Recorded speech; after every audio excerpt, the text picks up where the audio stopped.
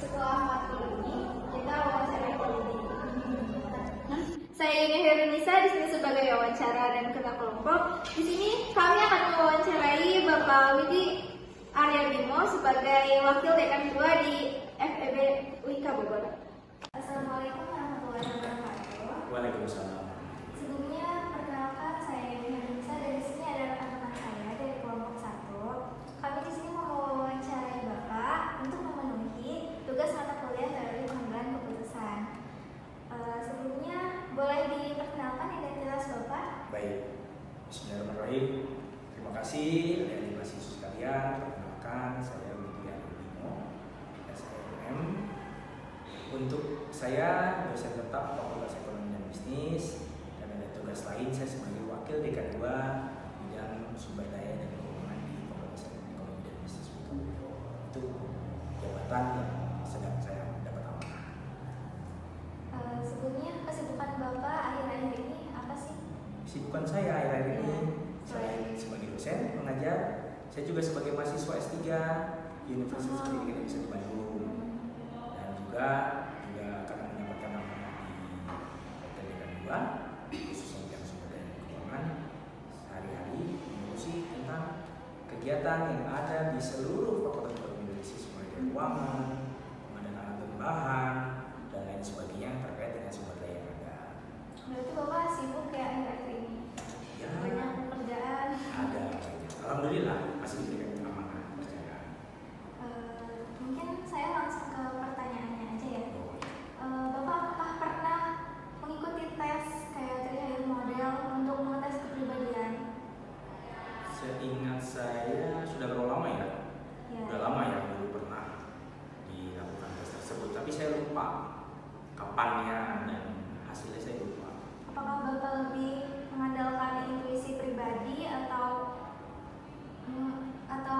logis gitu Pak, analisis logis atau intuisi pribadi dalam pengambilan keputusan? Oh baik.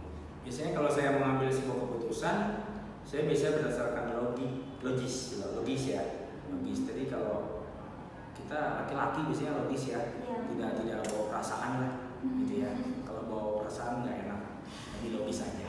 Berarti ST ya Pak, berdasarkan data-data. Ya, mungkin kalau di klasifikasinya seperti itu ya. Ya. Selanjutnya, sebelum menetapkan suatu keputusan penting Menilai dan mengelola resiko. Ya. Biasanya saya melihat pengambilan keputusan sebelumnya yang terkait dengan hal-hal yang sifatnya atau modelnya atau keputusannya sama atau permasalahan sama. Saya biasanya melihat dari data sebelumnya. Ya, karena berbasis data ya, tidak berbasis perasaan. Kalau berbasis perasaan pasti berubah-berubah, tapi berdasarkan data. Setelah data yang ada, saya melihat dengan situasi kondisi yang ada. Mungkin tahun lalu dengan tahun ini permasalahan bisa sama, tapi situasi kondisinya berbeda.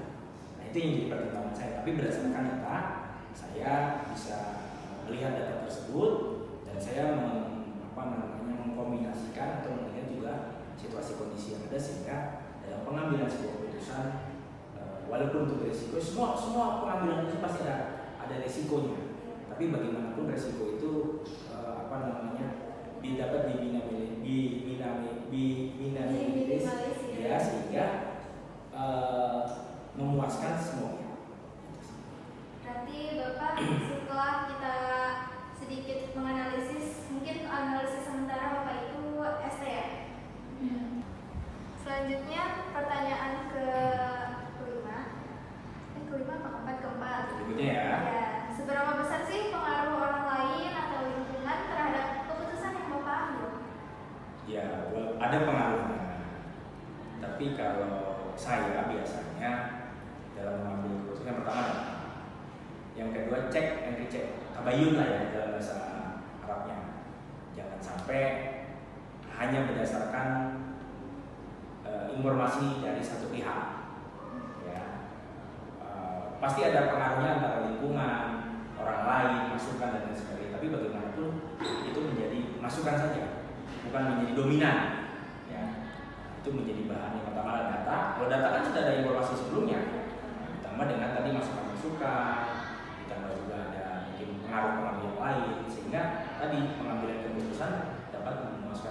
walaupun tidak 100% terpuaskan, tapi mayoritas bisa terpuaskan. Baik, selanjutnya ada apa sih keputusan terbesar atau paling berkesan dalam hidup Bapak yang pernah Bapak ambil? Apa Bisa sih diceritakan? keputusan Iya, keputusan terbesar ya? Iya. Atau nggak Bapak kan Bapak mungkin udah apa ya membuat banyak keputusan. Mungkin salah satunya bisa diceritakan. Yang terbesar ya, yang menurut saya keputusan paling besar gitu, bisa kan gitu ya. Tapi contoh nih yang baru aja, kan saya baru dilantik di Mei 2025 menjadi wakil dekan 2. Ini contoh ya. Contoh ya. Nah, jabatan itu kan nggak boleh diminta. Kita nggak boleh meminta jabatan. Tapi saat kita diminta untuk menduduki atau menjabat amanah tersebut, nanti buat kalian juga sama. Dimanapun nanti kalian bekerja, pasti akan ada fakta integritas.